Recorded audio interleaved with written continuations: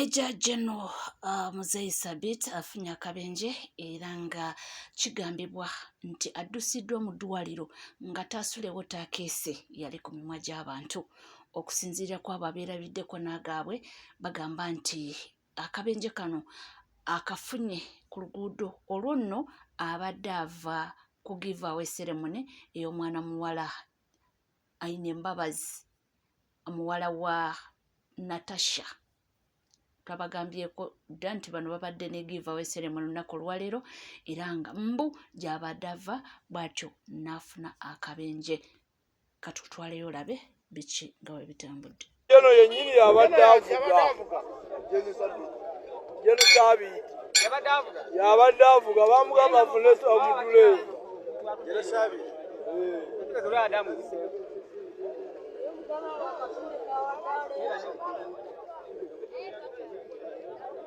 yongera okuba nga mumuteeka musaala tulabe oba mukama kyanaaleeta naye nga jjukira bulungi ono yaliko Deputy Inspector General of Police obudde obwo yasavinga ng'ali under Inspector General of Police Martin Okoth Ochola oluvannyuma lw'okuba nga baatuuza General Kayihura awo nno n'abaali baddirira ne baba nga bonna babateeka katebe ne baappointinga General Muzeyi okubeera Deputy Inspector General of Police. Yadde nga akaseera ako abantu bagambanga nti oli Ochola mbu yali mu shadow zone naye nga akaseera kaatuuka ate naye ne baba nga bamuwumuza ne baleeta omugenzi yatuva ku maaso Peter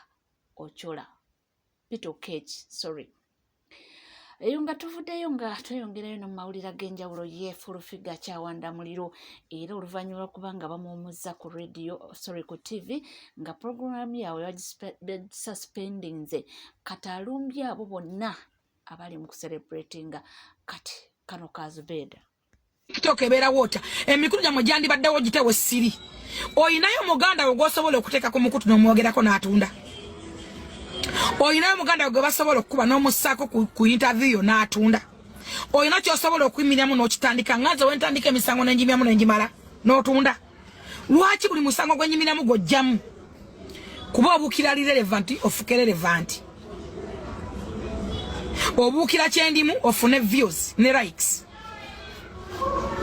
kiki kye wali otandise ne kigguka oba n'okimala ndaba wano wakwata essalya z'abasiraamu n'ozambaza abasajja n'abalina obuliba ku busolo abajjudde ekkabatamaina ffe bafuna wuzu n'okwata ekitiibwa ky'essaliya ne kanzu n'okitta n'obatwala ku mmere mbumukola ebivulu bafunamu abantu abana ekisaani ky'olina okimanyi genda mu masaŋŋanziro onaabe n'abamisana ate tojja kulabika ndaba olinga eccupa oli mumpi olinga akacupa ka Coca-Cola genda laba amasaŋŋanziro ogenda weyambule wenna ndaba n'otusolo olina twa tinini twetu tojja kulabika tebajja kulengera genda onaabire masaŋŋanzira weyambulula ebisiraani by'olina atayambulula bya famire ennamba kuba olabika gwe ekikolimu kya famire kyova na famire ebonaabona lwakuba Full-Figure olemwa ate olumaze Zubeda Byantalo n'alumba Mary Nambwayo jjukira ye ono kuva dda agamba nti ye ttiimu Suna Ben njogera ku Full-Figure kakati olumaze olwo n'alumba Nambwayo waliwo yagamba ono nno kada akatubuka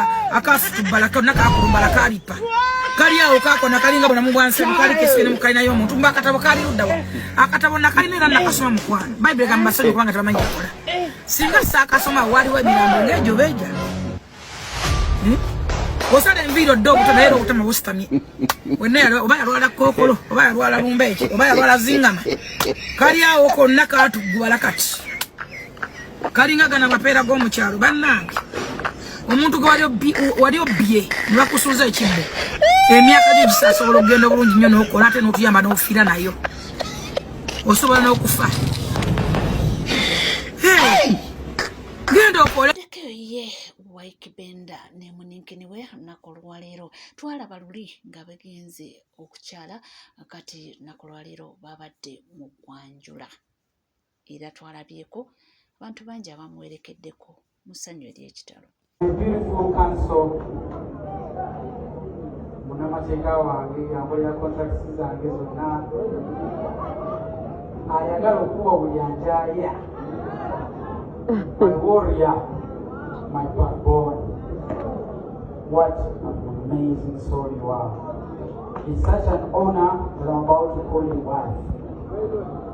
They've told me to treat you well. See, I've wandered the world for the last 30-something years, and I have not seen something like this before. And the moment I saw, I stopped and wondered, what are you doing? Where are you going?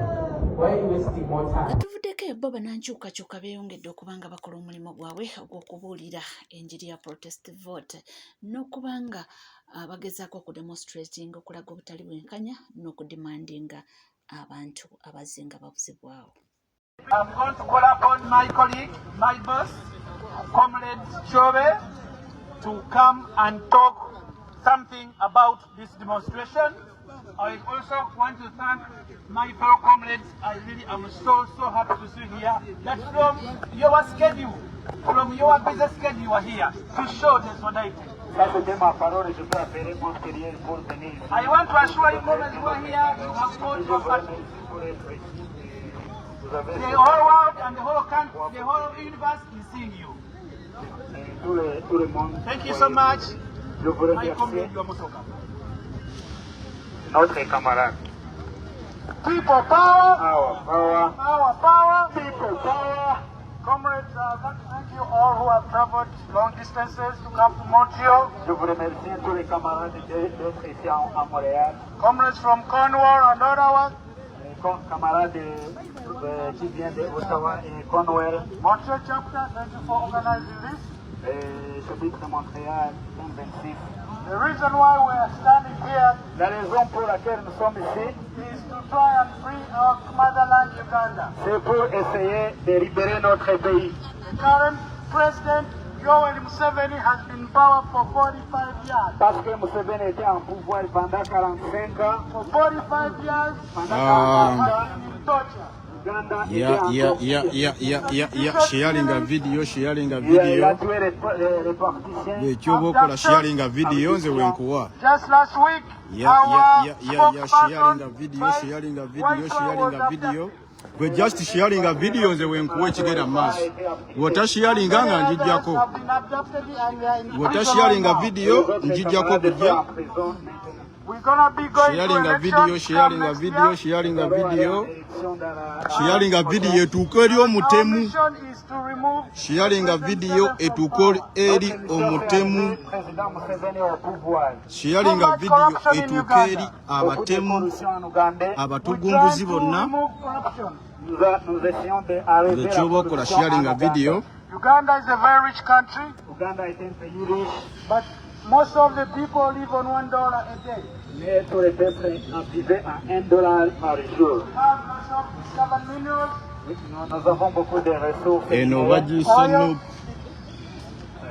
Canada chapter era nga olunaku lwa leero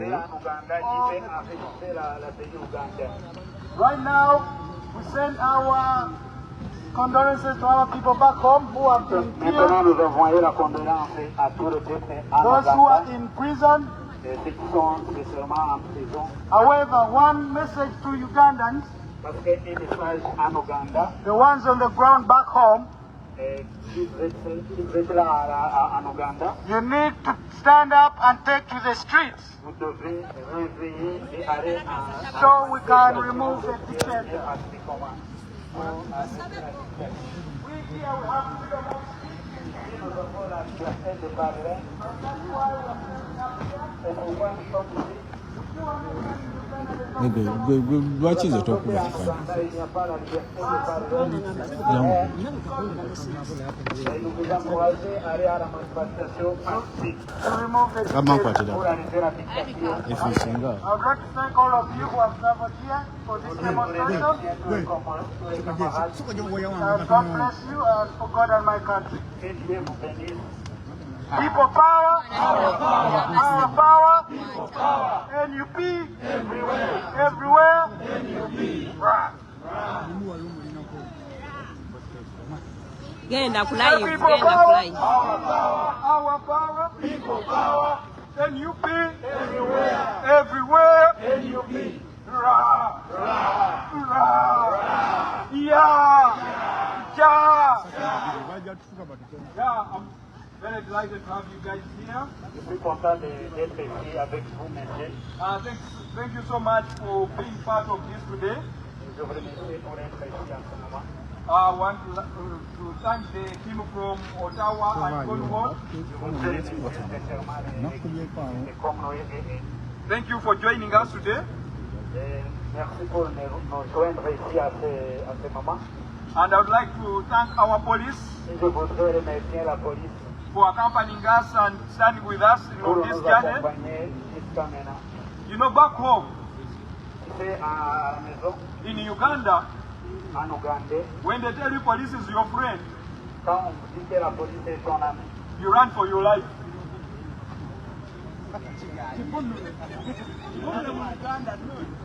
You run for your life. vous risquez votre vie.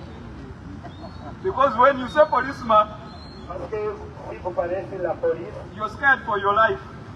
qui a fait avec votre vie. If you don't end up in prison, Si vous n'êtes pas être en prison, you end up with a broken arm or a broken leg. il va briser votre jambe ou votre arme. Or you may end up dead. Peut-être qu'il va mourir. But we thank the police here Mais nous remercions sincèrement la police ici because they have stood with us parce qu'il est ici pour nous. and have guided us through. And we, Today, as my comrades, fellow leaders have said, aujourd'hui, quand je parle des camarades, this manifestation faire manifestation, is because of what's going on back home. c'est pour des raisons encore And our country is right now under the siege of webale kubanga wekumidde ku Legit TV 256 teweerabira kubanga osubscribinga ringinga that notification bell sharinga likinga ebisigadde nkomawo nabyo tova